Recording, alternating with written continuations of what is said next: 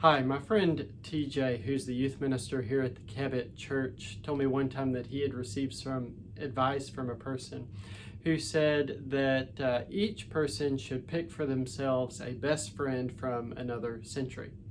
And the idea is to read as much of that person's writings as you can to really get a flavor, get to know them very well, even though they lived at a different time as you.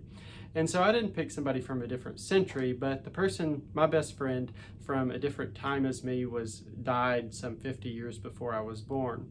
And so for the past several years, I have read this book, For Freedom, about John Nelson Armstrong, a biography of him written by a son-in-law, L.C. Sears. And he calls it For Freedom because he says that Armstrong's main concern throughout his life was the idea of Christian liberty, the issue of allowing people to be in fellowship, Christians to remain in fellowship, even with diverse viewpoints. Of course, we're not talking about doctrines that are essential to the Christian faith, those doctrines that make Christianity Christian and instead of some other religion. But there is a lot of room for opinions and preferences and these kinds of things within the Christian faith.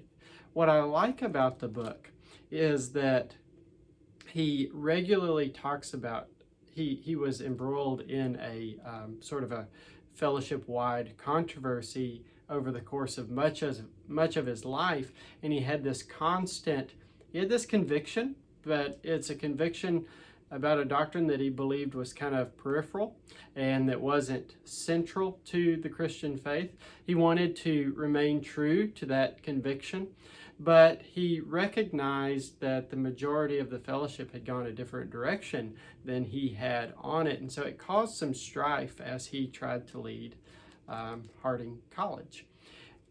And so you see this struggle throughout it of people attacking him and his concern that they would not also attack the school and the work of the school would be diminished as a result. He was always looking toward the interests of others. And it seems like this is a really important theme to him. And I think it should be an important theme to us as we think about living with people with different viewpoints, living with people who have had different life experiences and remaining in fellowship with them and remaining friends with them and not pushing ourselves on those issues on them. Philippians 2:4 says to let each one of you consider the interests of others. What strikes me is that Armstrong would regularly pay attention to that person's upbringing, that person's background, their educational background, their doctrinal background, and that kind of thing. And he would give grace in those areas. And it seems that that is not just true in the world of Christian doctrine, but that's just true in life, right?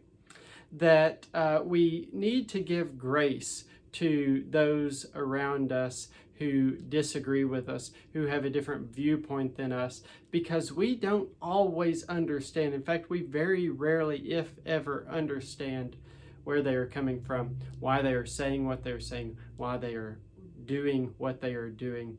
Christian liberty is just such an important point to take hold of and to really consider other people's interests above your own. Have a good day.